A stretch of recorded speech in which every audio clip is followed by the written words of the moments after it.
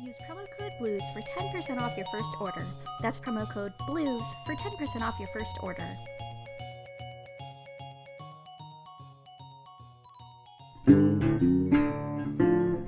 Welcome back to our newest episode of Southern Sound with your host, Sweeper Dupree, your internet's premier blues podcast. I'm your host, Sweeper Dupree, and today we've got with us some special guests from a podcast about residents. The Residents, called Home Age Conversions. This is quite a special episode, which we'll get to in a little bit. But to start, I came across some demos from a blues musician named Dyin.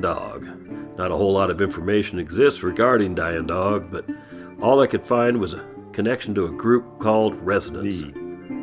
The Residents. And not much else. Doing a little bit of research on Residents. The Residents. I came across the foremost Residents podcast called Home Age Conversions. Conversations. Conversations. And I thought we could have a chat with them. So I'd like you to go ahead and introduce yourselves. Thank you for having us on here. I'm Mole, and how about everybody else introduce themselves? I'm Rabbit. Hello. I'm Cat. And I'm Mew. Well, welcome. Happy to have you all here.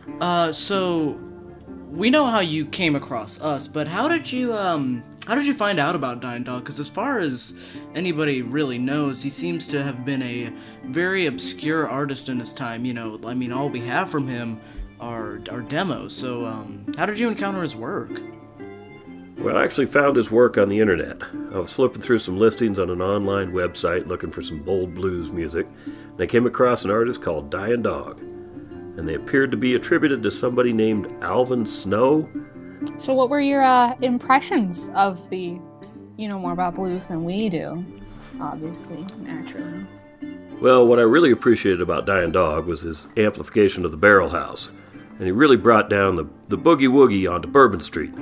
You know, it was really reminiscent of the Delta blues while still being quite contemporary in his style.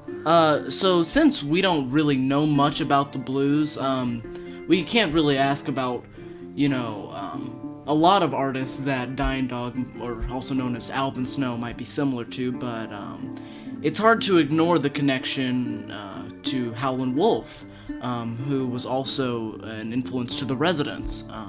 So what's your perspective on Howlin Wolf's influence on Dyin style? Well, vocally speaking, and the connections are very obvious with a gravelly, growly, deep voice. Lyrically speaking, not so much. I don't believe Howlin Wolf was singing much about murder or burying his bone, nor was he singing about trying to pass for white. One reason I wanted to discuss Alvin Snow is his material was very disturbing, and considering how disturbing it is, it's no surprise his demos never really went anywhere past being demos. That is until now, since the connection to the Residents is, for all of those who are perhaps unaware of this, the Residents are going to go back and use this work to create their own covers of his music. So, I mean, what's your perspective on that? The fact that modern artists are now responding to this work that was perhaps not suited for its time, perhaps ahead of its time. Is that something that, is that something that speaks to you in any way? Well, actually, what really impresses me, I'm not too familiar with Residents. The Residents. The Residents. Well, I'm not too familiar with them or their work, but what I do know is I'm appreciative of any band, any group that can come together and bring traditional blues into the mainstream. As someone not too familiar with Residents, is their music something that could potentially bring this into the mainstream? It could. The mainstream, perhaps. Define not so mainstream. much. Well, I mean, I think they could. The Residents are world-famous rock stars. They are kind of emerging, so maybe? They're an emerging act, you say. Wow. Well, they've been active for quite a while, but, they're just starting to They've been get, emerging for the last 40 years. Yeah, they've Always been emerging with something new. Constant state of metamorphosis. The spotlight has been kind of circling around them for a while, and now it's kind of starting to focus on them. So they are kind of getting a little bit more of a kind of closer to the mainstream, but not quite. I think their They're getting big more day's fame. coming up. I think it is. Yeah, Yeah, I straight think to they're the best- top. Absolutely never stop. topping the charts. I'm They'll sure. die before their day. Wait, Exactly. Well, I look forward to this first radio single off this new record.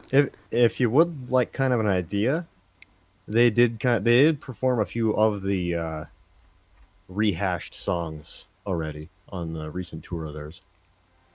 Yeah, but Maybe let's we should get a clip for that. Yeah, let's get a clip for that in there.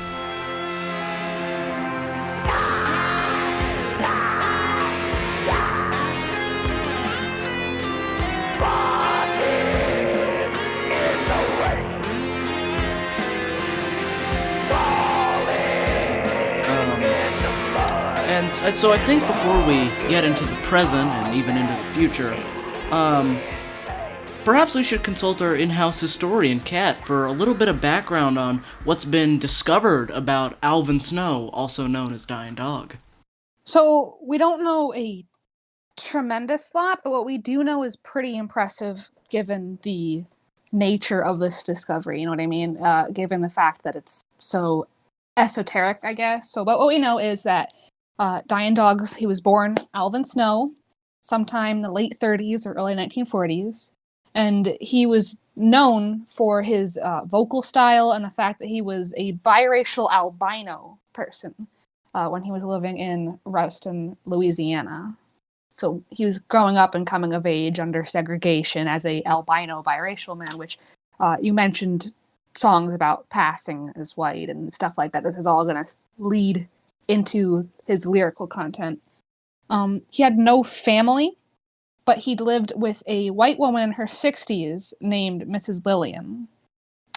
When he started getting into the blues, he became influenced by Howlin Wolf. He started revering Howlin Wolf. He was very much like, hero worship. This is the guy he wants, like the Beatles and Elvis. So Mrs. Lillian, she takes him in as a son. She supports him with a monthly allowance. She, is supporting him. He gets into his musical career. Incidentally, where connection with the residents starts here with a friend of the residents named Roland Sheehan.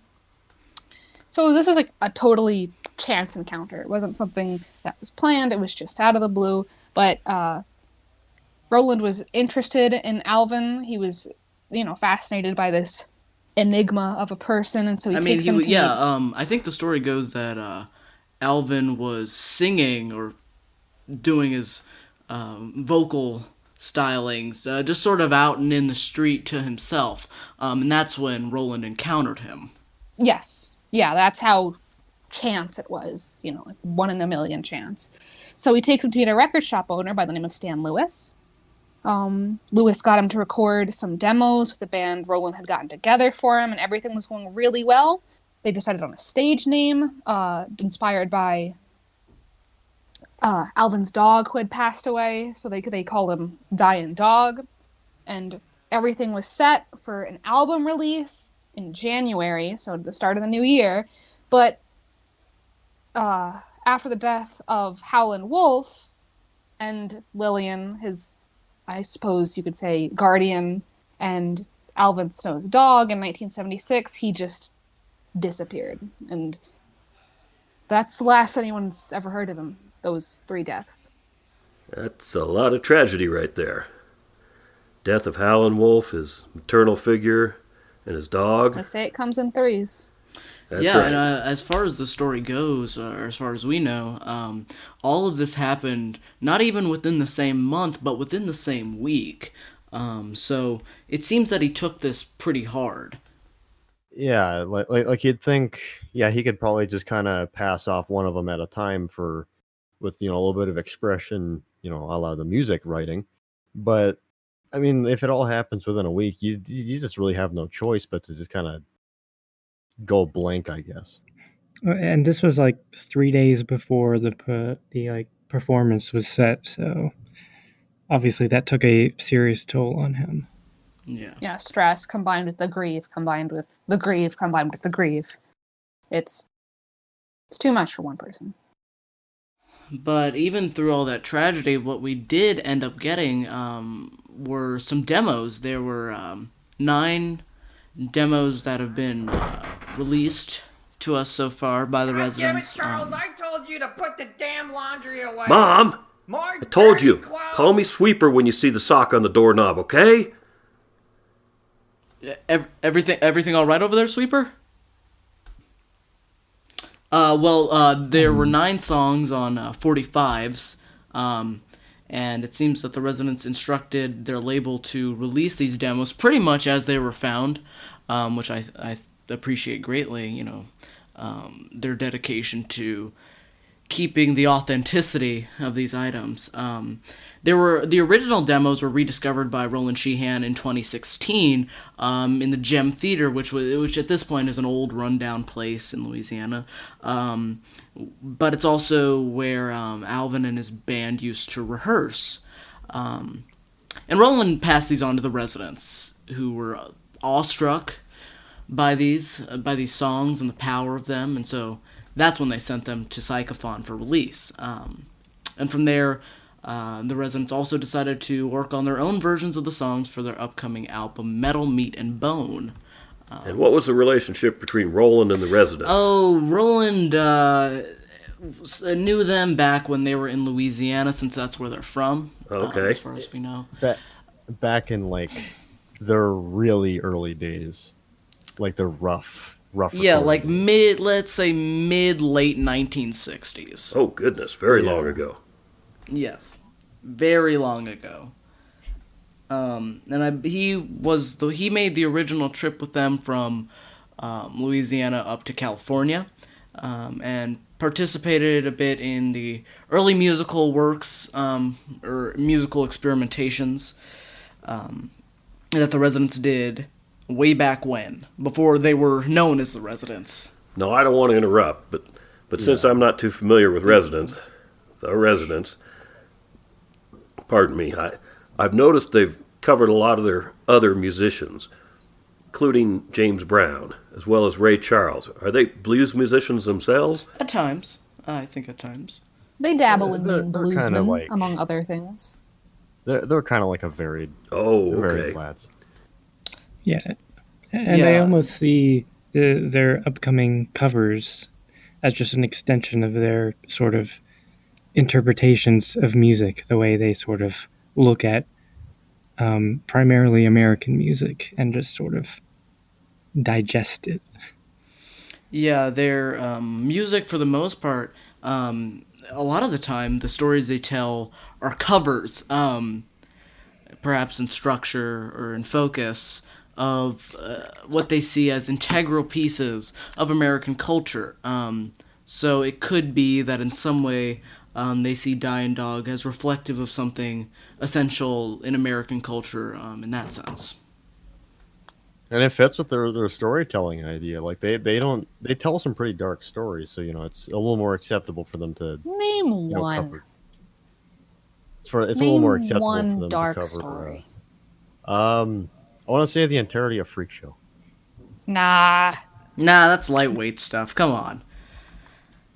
Speaking of music, I think we should probably discuss the tracks on the demos, if everybody would be okay with that.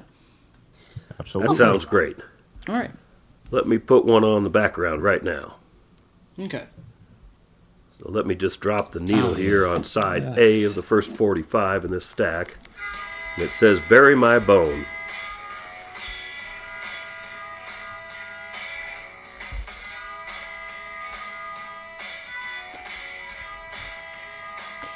So the first thing that really strikes me about this song is the way it's a really bold track to open with, and perhaps if the demos are reflective of the order that they were intended to be put in on a larger release,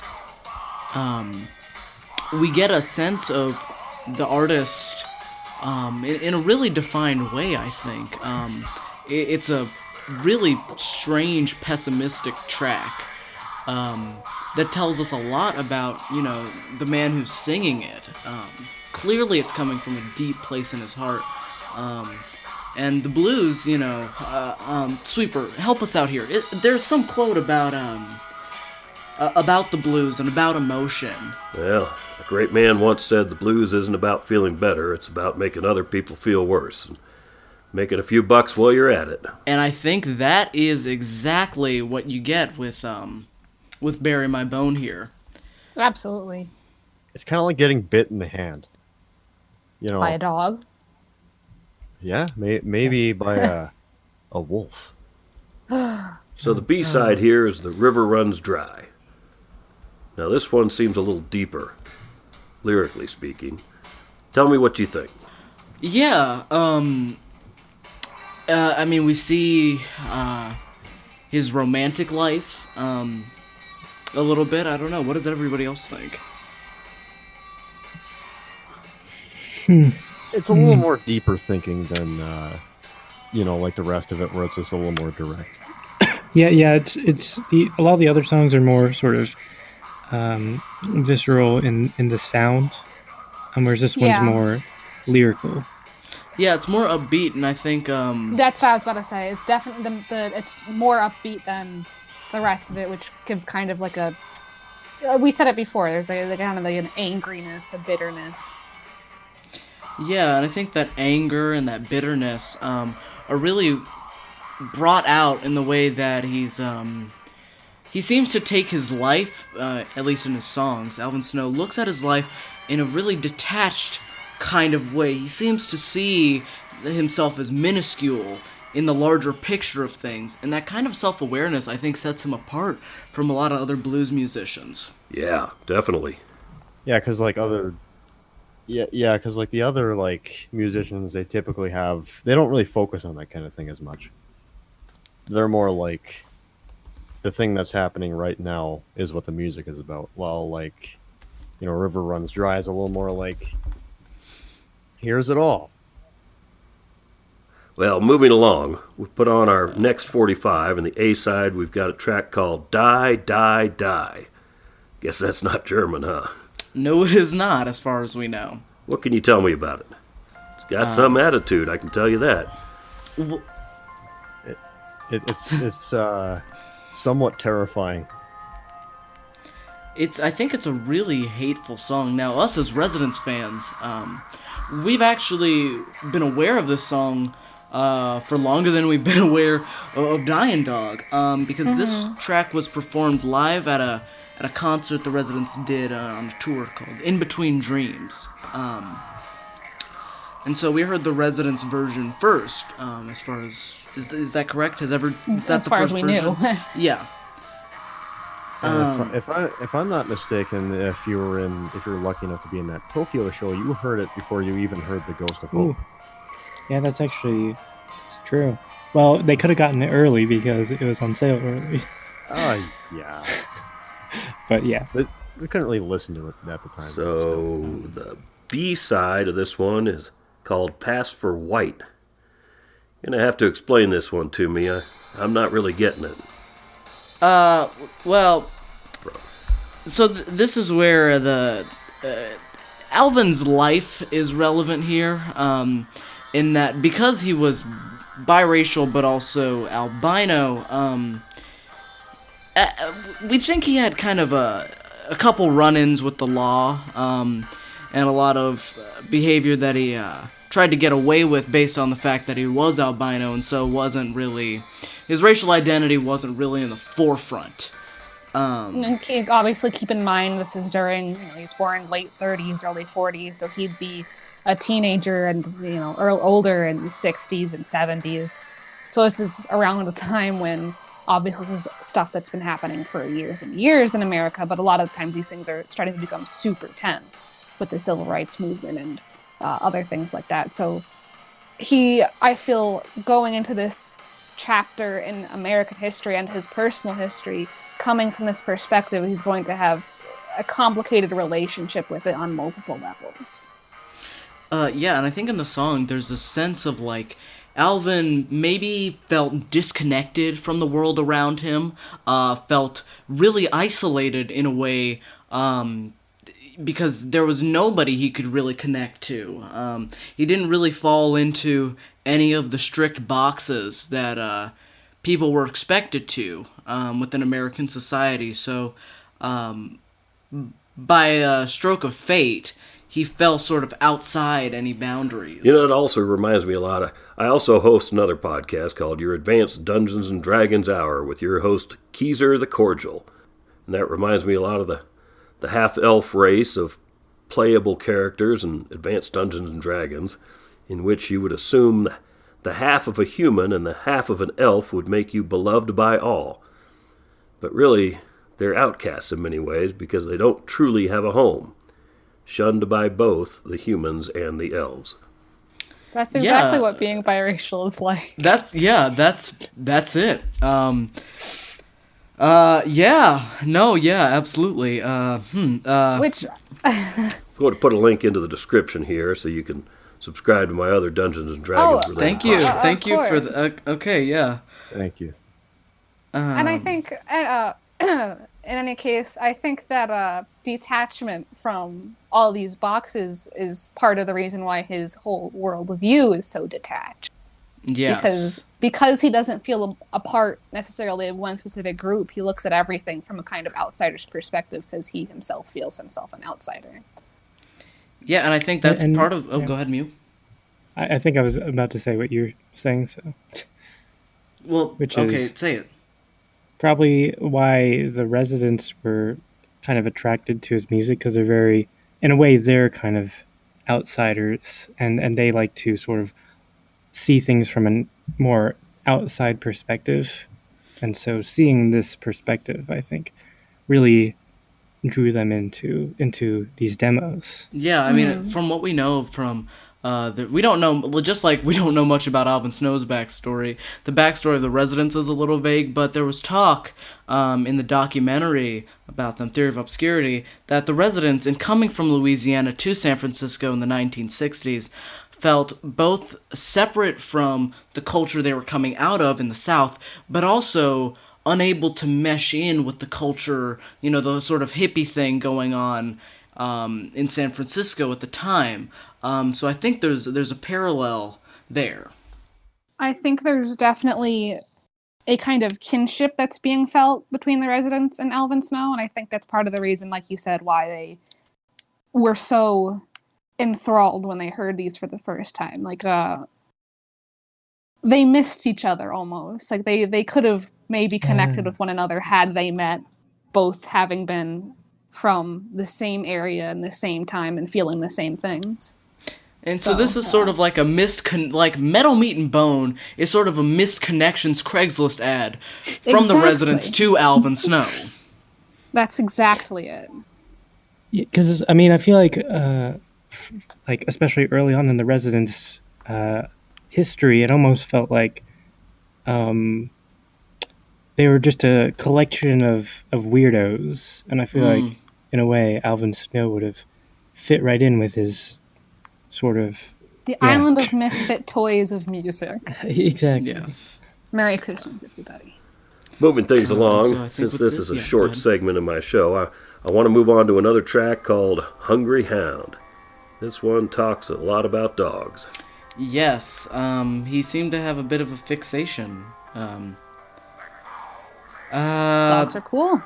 Yeah, I think maybe Alvin may have felt some sort of kinship with animals, or some sort of connection to them. I mean, as far as we know, he felt very fond for his dog, who he named actually after Howlin Wolf, his dog Chester. And so he probably saw his life through that kind of lens, sort of a proto-furry, if you will. You know, I also host a podcast about furry. Do you? God, no. You know, Alvin Snow would not have fit in with furry culture. Of course. Yes, I just wanted to leave that option open, considering how little we know about his life. Yeah. He just likes his dogs, okay? I can appreciate that.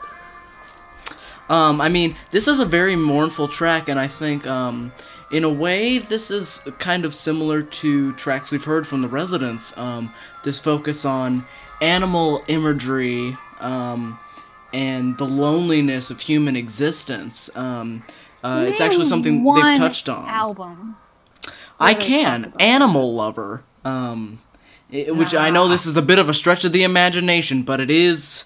It was an album about that subject matter pretty specifically. And so I think this is another thing that the residents were probably drawn to in Alvin Snow. Also, the residents just like dogs too, you know. Arf, don't we all? Man's best friend. Santa dog. Well, on the other side of that one, we've got more about dogs. We're talking about The Dog's Dream. Ah, yes. It kind of sounds like it could have worked as a closing track if there was like an actual album made by Dyin Dog.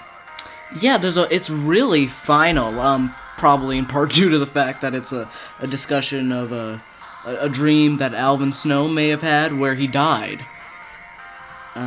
I think this is maybe the track that gives us the most access to his life. The imagery of family crossing over into images of authority, punishing him and tracking him down and tricking him.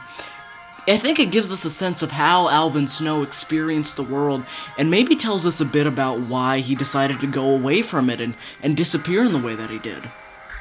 It sounds really lively too, like it's not like slower. It's theatrical almost, I think. Yeah. Which, once again, is something the residents are no strangers to. This Well, kind of they love that theatrics. stuff. I mean, they loved Liberace, and you can't get more theatrical than that. Well, you're making me more and more interested in these residents. I might have to check them out. Well, that's Okay. our job. Our job is to introduce strangers to the residents. All right, tell me. Tell me about Tell Me. This, along with Hungry Hound, is another track that the residents actually covered before letting us know about the origin, which is a little bit of plagiarism, and the academic side of me rejects that entirely, but I'll let it slide. It sounds vastly different from the rest of these tracks. Did anybody else pick up on that? Yes, it really does. Yes, also. Yeah, actually. Yeah, I think just like how The Dog's Dream gives us like an autobiographical edge, this does too. I mean, this is a political work right here. He's discussing his experience of the ambiguities of race and his disconnection from it. Well, I feel like the improvisation here is the juke joint jumping blues down on the killing floor and the New Orleans blues really comes together here. Yes. You say so. They sure do. I totally agree. But yeah, I think we hear in this that Alvin Snow felt lost in the world, and felt a bit of anger about that.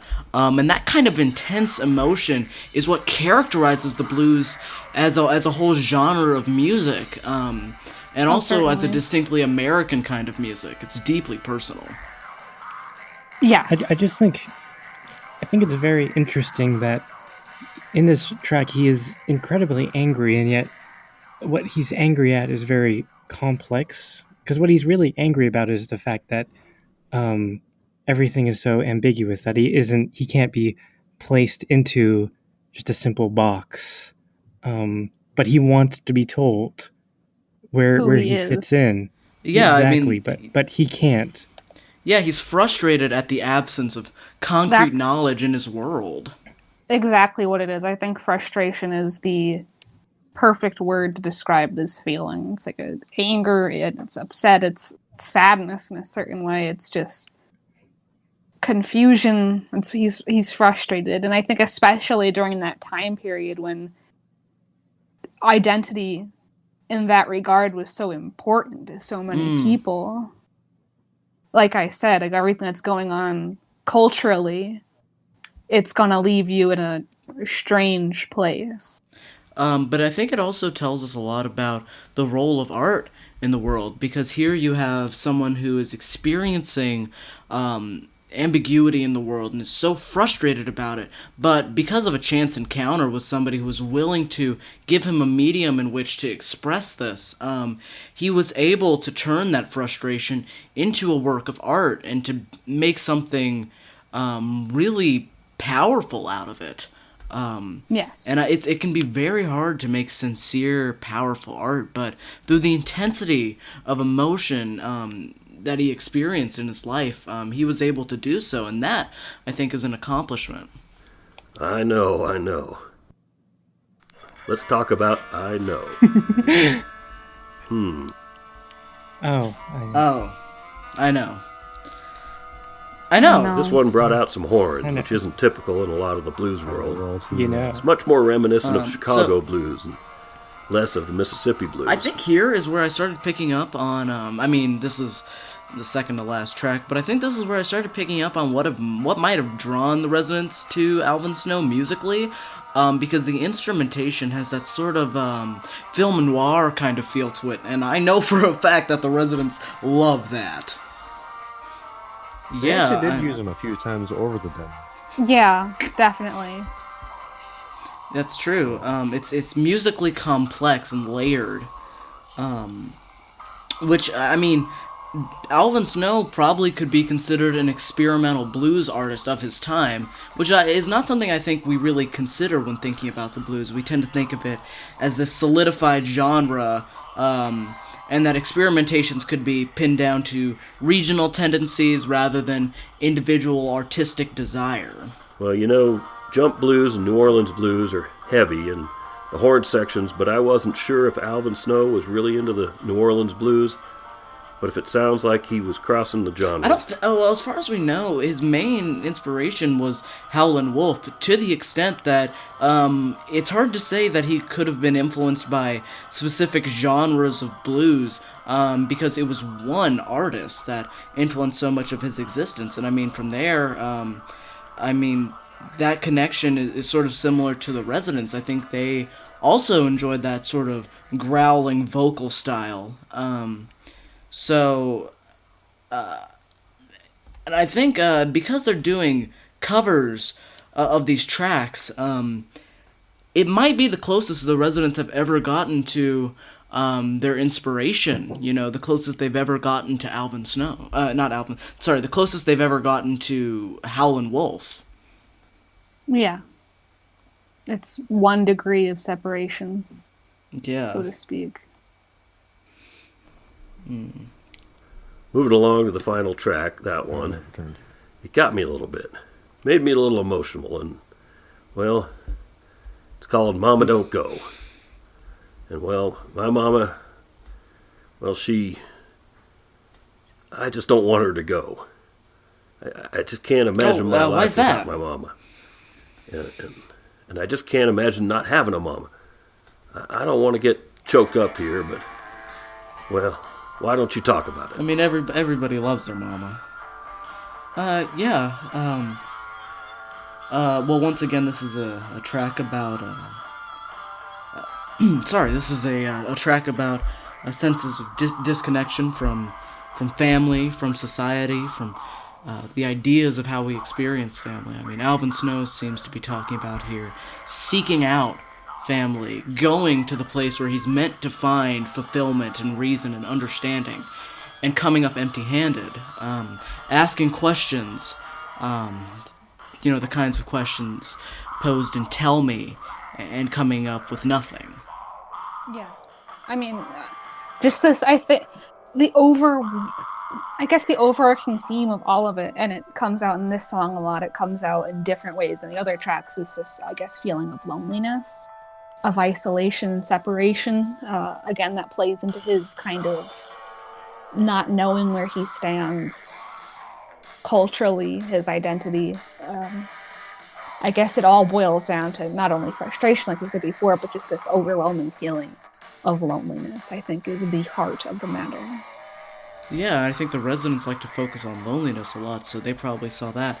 But what also struck me about this, and about Alvin Snow life in general, is this overarching sense of mystery, of ambiguity, and existing in that world. Not simply coming into it at times of fear or weakness or confusion, but living in ambiguity. Yeah, that track, it's a beautiful track. It's one of the shortest, but it manages to pack the most into it. It really, really does. I actually host a podcast about the the prospect of losing your mother. Oh. Is there much of an audience for that? Oh, well, for our audience, could you let us know what that's called? It's called the Morbid Mommy Minute with Mort Maternus. We go into these issues. We release 2 episodes a week on the matter. We've got quite a few advertisers on it. Okay, yeah.